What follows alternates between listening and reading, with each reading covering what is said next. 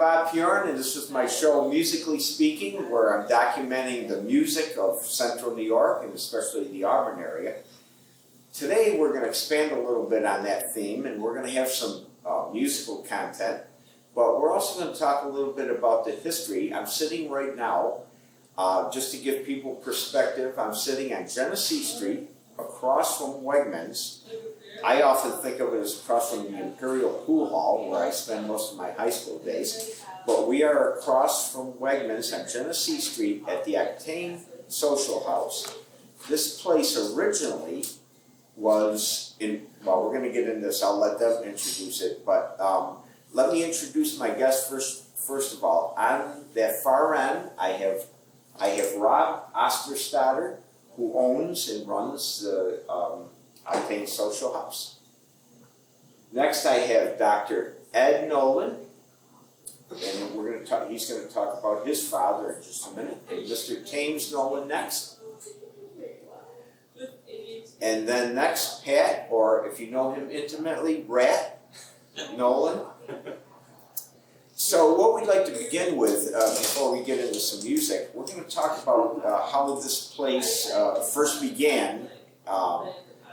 Ed, why don't you start it off with your grandfather, Clarence, and tell us a little bit about the early days of Nolan's. There's some pictures. So James and Rats, Dad Bob, like Dad Jack. They're very good musically. If anybody ever heard them playing, both of them were excellent on the piano and the accordion. We enjoyed a lot of songs. They were the life of the party. Anyway, Clarence, way back in the 30s, started the shoe store, just a couple doors up, and then it expanded. And then in '73, James and Red's dad, Bob, connected the sporting goods store down here. And then they had, the stores were here near 60 years, hired lots of Auburn people, served many generations. Anyway, most of the kids got their first pair of shoes right here. Wonderful memories, and I am so thankful because they were such good pillars of society, paid lots of taxes, took care of a lot of people. I remember a lot of neat stories about Bob and Jack helping out people with credit and so forth. And selfishly, I still enjoy skiing and biking and golfing with Bob and Jack and camping. So anyway, really neat, and Rob's done an amazing job here with, gotta come down to Octane Social House, folks. Great place, Great place. It's got some neat history in here. Over here, there's some old memorabilia, Buster Brown. Anyway, going back, like Bobby mentioned, Clarence had worked for Brown Shoe Company back in the 30s and decided to get into the retail store. And we all worked here for years. And then, like I said, in '73, they annexed on the sporting goods. It was called Auburn Mini Mall. And it was really nice, especially in the wintertime, for the inclement weather. You come in, and everything's right here. Right. As a matter of fact, let's bring James in on this to get to his father. Well, in 1953, where we're sitting right here, was a store called Whipple & Foreman. And my dad hated the shoe business and decided he borrowed some money from my grandfather and bought out Whipple & Foreman. And this was the original sporting goods store right here, where the Octane Social Club is. And then years later, J.C. Penney's, which was right down the street here, went out of business, and he bought that building. And then Urban Renewal came in, tore down the buildings in between, and that's around the time when he built in the 70s, because I was overseas at the time. But 73, I think. Yep. 73. And You were here. Was Pat was working? Oh, yeah. Here's Well, one I of the didn't best work there in bike, 73. one of the best bike guys I've He was known. MJ in 73. When did you start? Did you start fixing bikes? I didn't start working. I didn't really start working until till November or December of 1976. And I worked for a couple years, and I went to Florida for a couple years. Then I realized this is where I wanted to live. So I came back up and I just got involved with the biking and the ski stuff. But I really enjoy the biking. Right. Always do, always will. It's Right. a beautiful area to live, the Finger Lakes. Right. It's a gem. People don't realize it, but it's a gem. Oh, of course It's going to it is. become more of a gem now too, with all these hurricanes coming on and things like that, other places. But That feels like a time that we could insert a song and maybe do a little something, if there's somebody that talks about the environment and having a good time and just having fun with music, it's Jimmy Buffett. Oh, yeah, Yeah. yeah. All right, let's kick it off.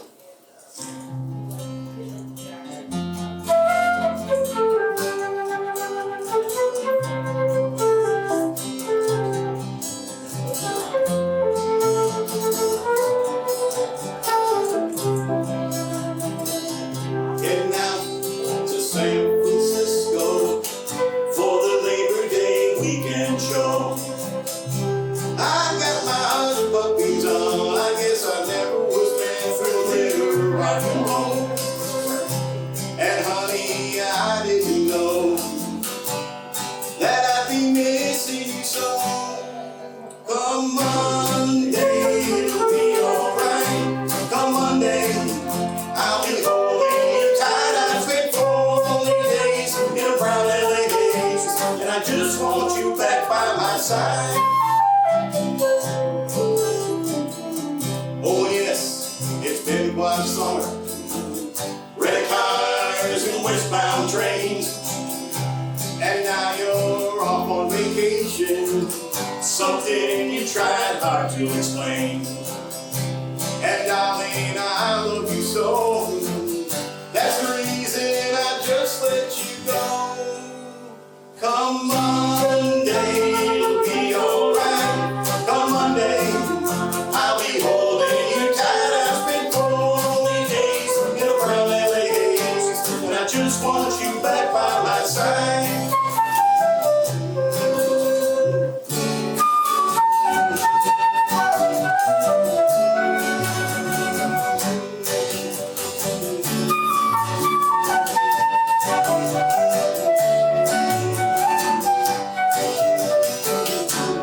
I can't help it, honey. You're just a part of me now. Remember that night in my can when they swore there'd be no room for doubt. I hope you're enjoying the scenery. I know that it's pretty up there. Maybe we can go hiking on Tuesday. With you, I'd walk anywhere. California has worn me quite thin. I just can't wait to see you again. Come Monday, it'll be alright. Come Monday, I'll be holding you tight. I spent 4 lonely days in a brown LA haze, and I just want you back by my side. Yes, I spent 4 lonely days in a brown LA haze, and I just want you back by my side.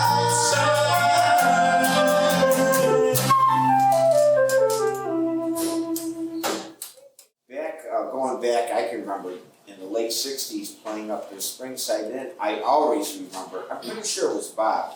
Who was the more outgoing? Who would have been? It was probably Bob. Always went up to the piano, and everybody would say, "Hey, Bob plays piano." It probably wasn't Jack, but they both played. So when I was thinking of my show, with a musical connection, even though they were amateurs, I thought it'd be a great idea to bring together these local businessmen with my musical show. And then, of course, I've known their sons. Actually, they both took lessons from me back 50 or 60 years ago. Oh, man, that long. When We're not getting along. both Tames and Pat have had some bands. As a matter of fact, your most famous band was? Black Sheep Shenanigans. That's right. I was going to say that, but it's hard for me. Sounds cool. I like the Black Sheep Shenanigans. Who are some of the people that played in that band? Okay, well, it started out with Pat, myself, Danny Walsh, and Chuck Bond, I think. Danny Borza. And Danny Borza. Chuck Bond? Now that's an unfamiliar name. What did he play? Played drums. Oh, was he a drummer? But he thought Time was a magazine. Just kidding. And then it changed through the years. We had different people came in. Danny left the band. Jimmy Van Arsdale came in. And then Jimmy left to do Spellbound. Yep. When you left Spellbound. And that's when Tommy Ryan came in. And Yeah, we also had Mike Scourin on drums. Yeah. Oh, So the band you changed. guys? Yeah. Oh, I know. But it changed a lot through the years, but we just kept it going for We had a lot of fun. I mean, just one year we played every weekend, at least 2-3 times a week. It was kind of, it evolved into kind of a country rock. Yeah, wasn't country it? rock Yeah. and well, even some disco. Now, what year was I playing with home cooking? That was later. This is like. Oh, that's much later than home cooking. Yes. Yeah, This was okay. like, what was it, like What- 1990? What was it? I'll tell you, it pretty much ended around 2003, so about 10 years. Oh, okay, What was it, all right, you guys- 93 to yeah. 2003? You guys are in the modern era. Yeah, Yeah. we were way back in. I don't even think Kingston. it was 93, I think it was more like 98 to like, it was like 4 good years. Yeah. Well, anyways, how about we do another? Why don't you pick another song and You wanna do? we'll do another tune and. You gotta get margarita. No, we don't. Oh. Hey, we're not What? taking requests. This is It's all being okay. filmed. What would you like to do? How about Sun? Oh, going with the sun? Yeah. All right.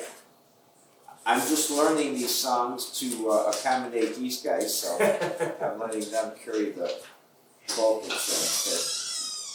You guys were both in Black Sheep Shenanigans together? Yes, we were. And then Pat carried most of the vocals. You which carry is my, the equipment.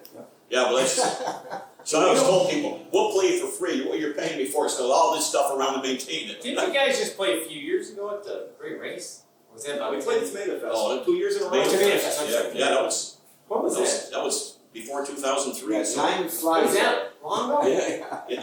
So how do I get you to play on my stage right here? We'll just say, come up and play on my stage, and we're there. Perfect. All right. Right in the Come up and basement. play on my You stage. can, All right, same we got thing, we got a list and you can, you know. Yeah. Perfect. And Bob Bob wants to people come. come in. That's right. And Bob wants to come. And that can sing. Yeah. All right. So right now we're gonna do "Don't Let the Sun Catch You." What was our saying we used to say? Come on guys, drink up, the more you drink, the better we sound. Yeah. It was true too, it was so true.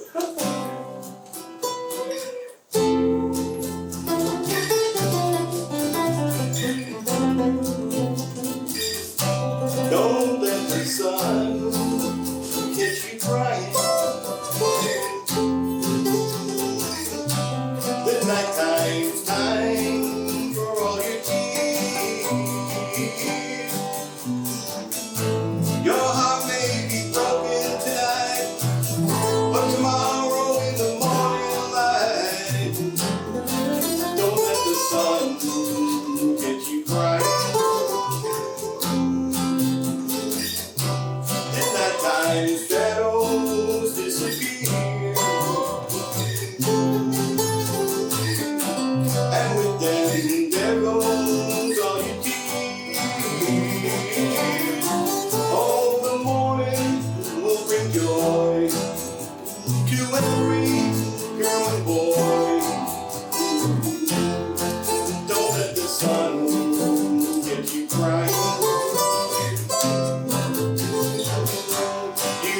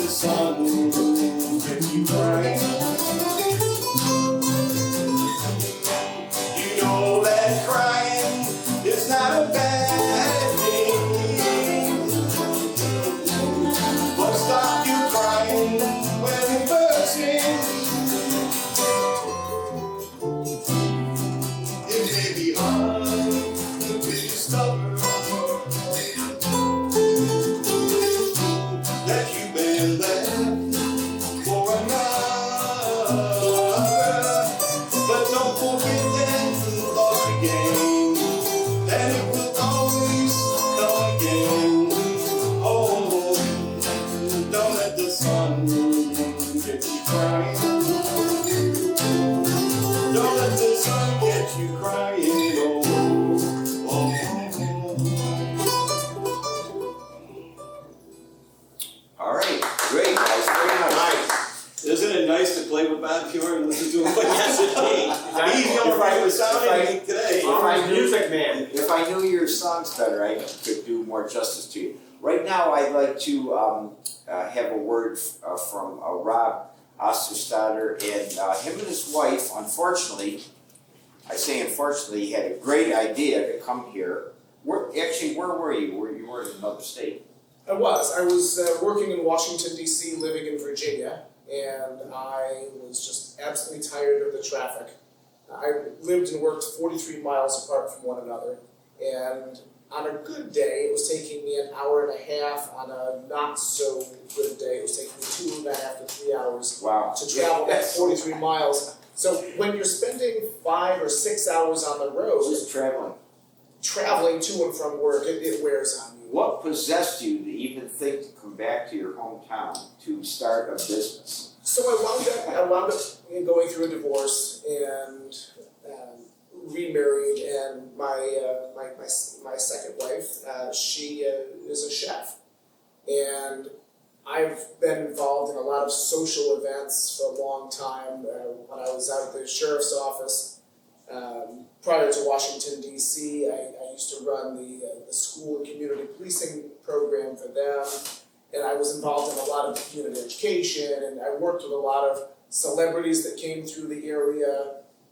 Then I wound up in Washington, D.C. as a school teacher, and was running an English department there, and again, a lot of social aspects of things.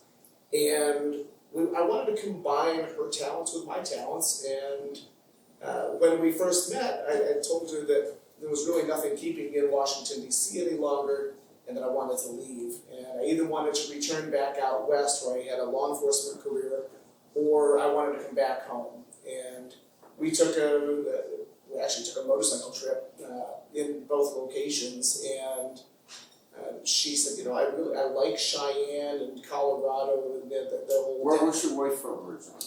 So she was born in New York City, just outside New York City, Long Island.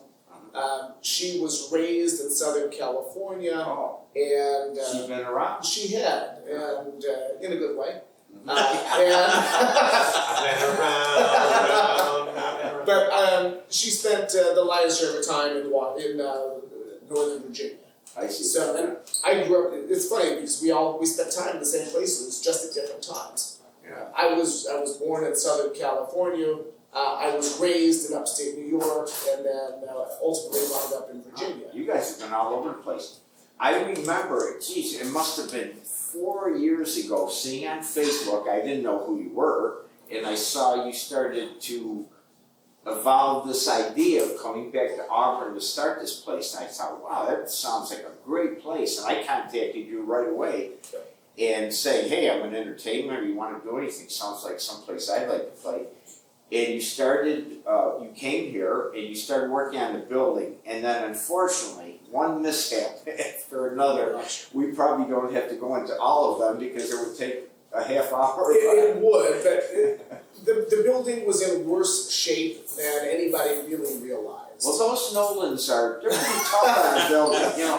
Well, it was well used, Well, well loved. Hard partying. I've heard about the party. Christmas party. So mostly, I mean, when you get into things like the foundation problems and so on, that really stifles. So very interesting. At one point, they were actually working on the foundation for the section of the building that we're sitting in right now, which had been a garage down below, and they were trying to get the gray water line redirected because it had been going out into the river, which of course you can't do.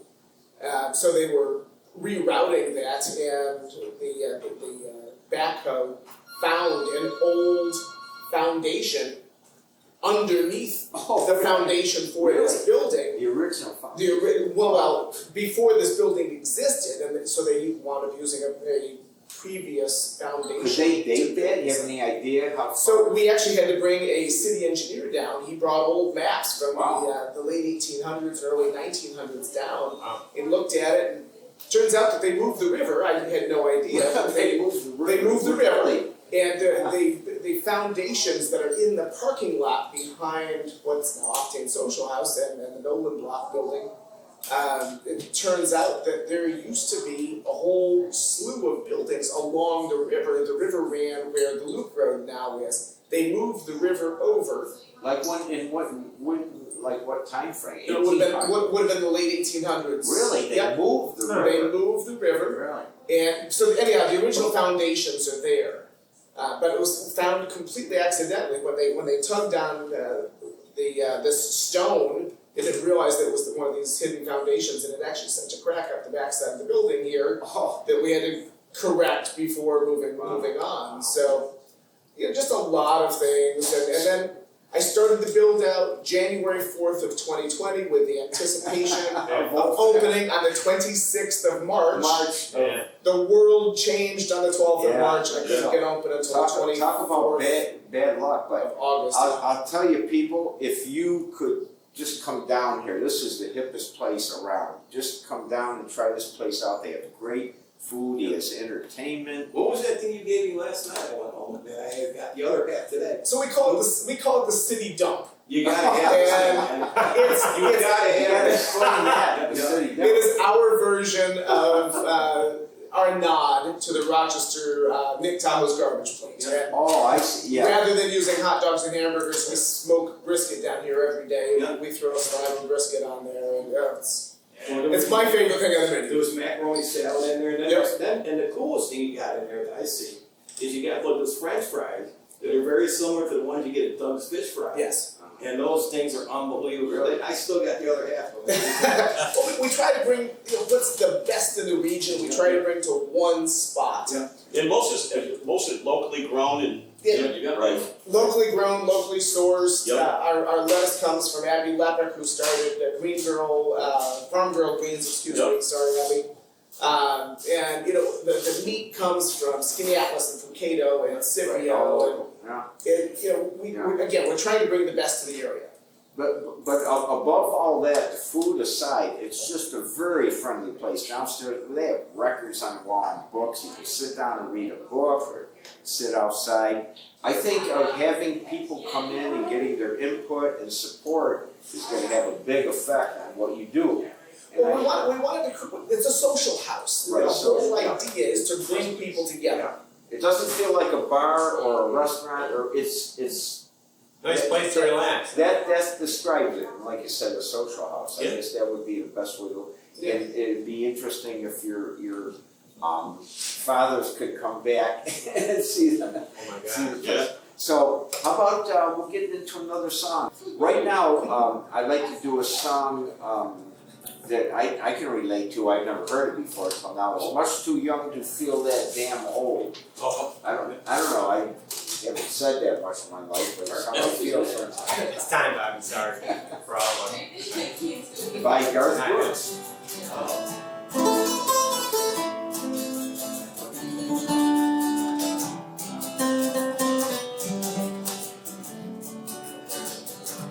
This old highway is getting longer.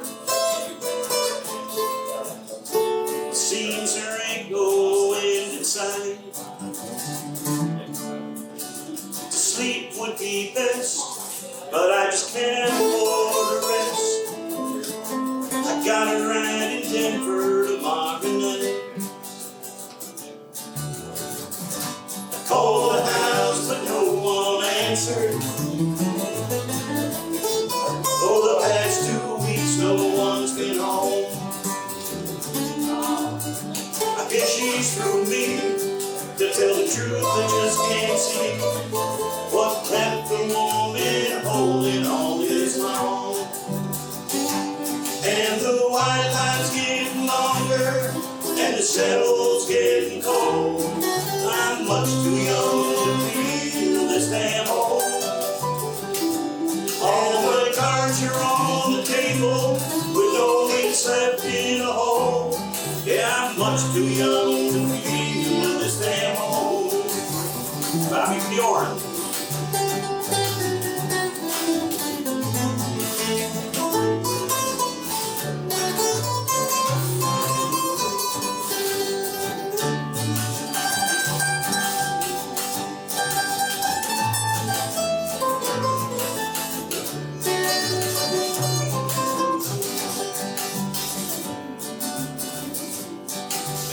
musicians getting younger,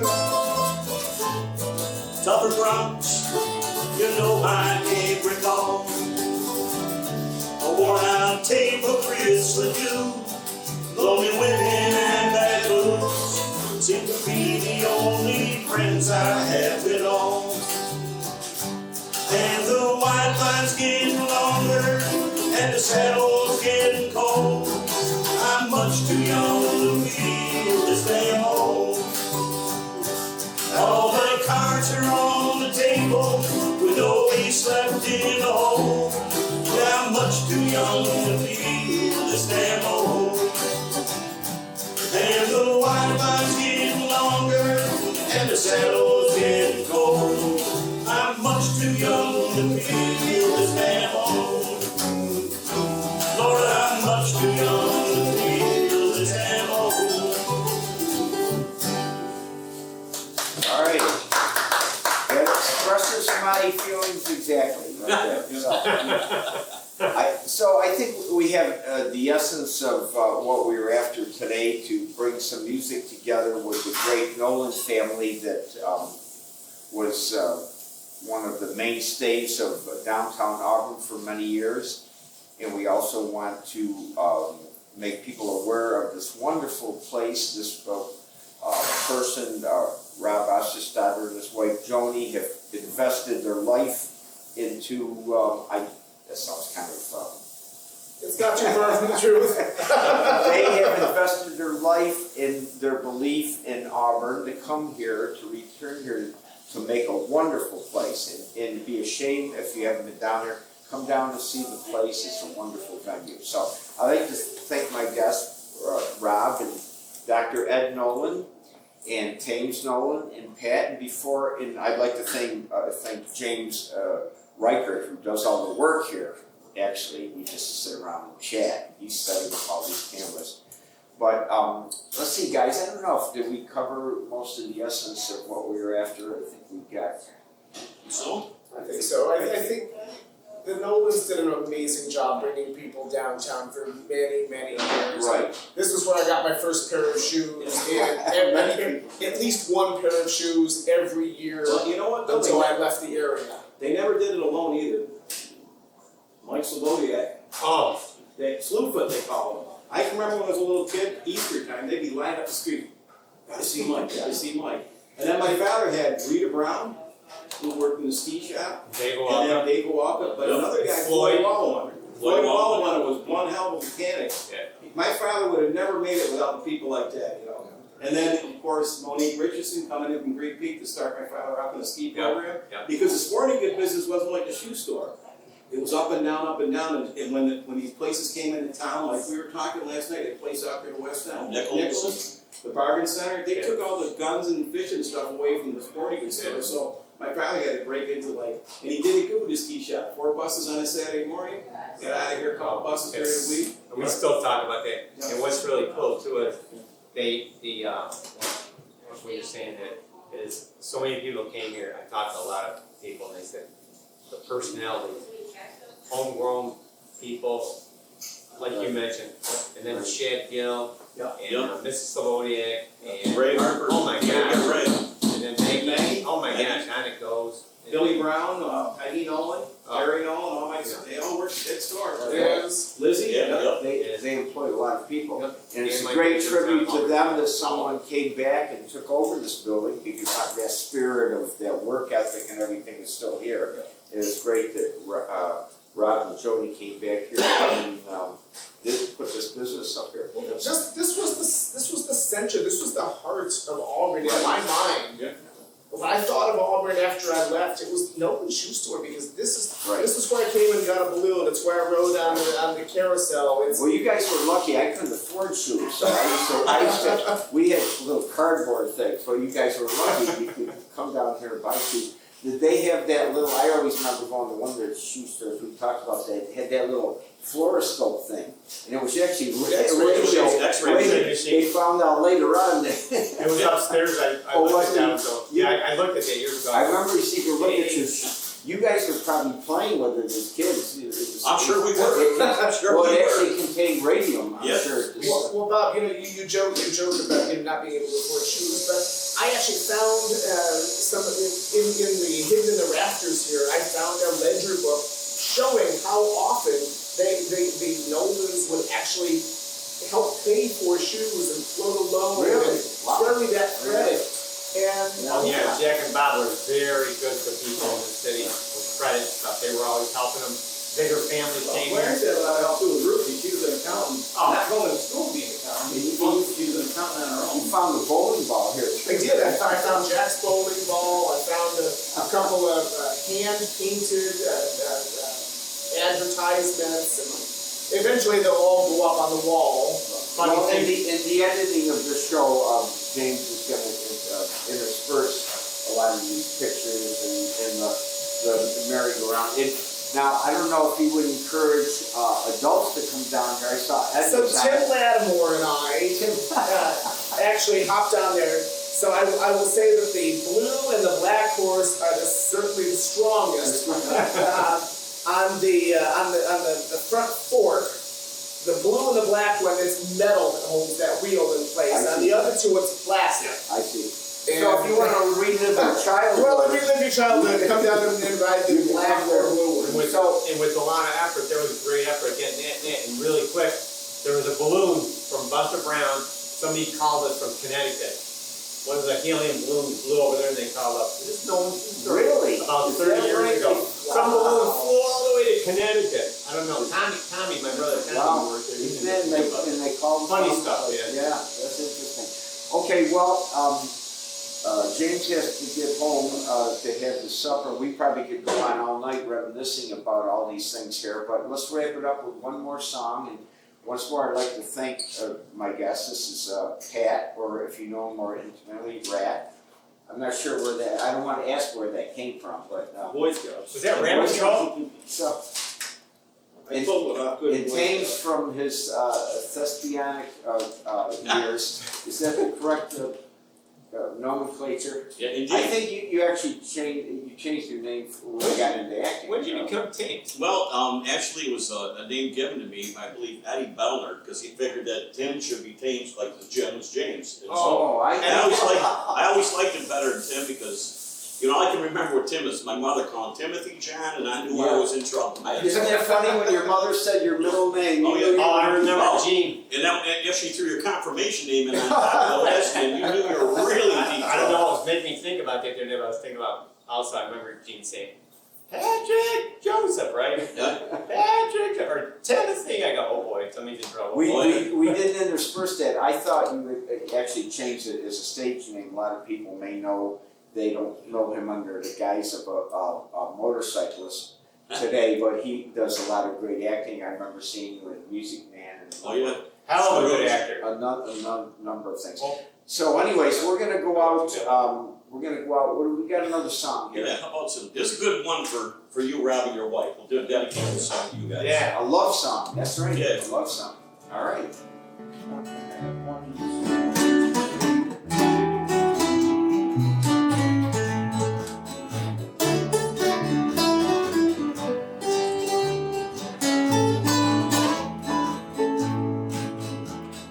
Who's gonna water my plants? Who's gonna patch my pants?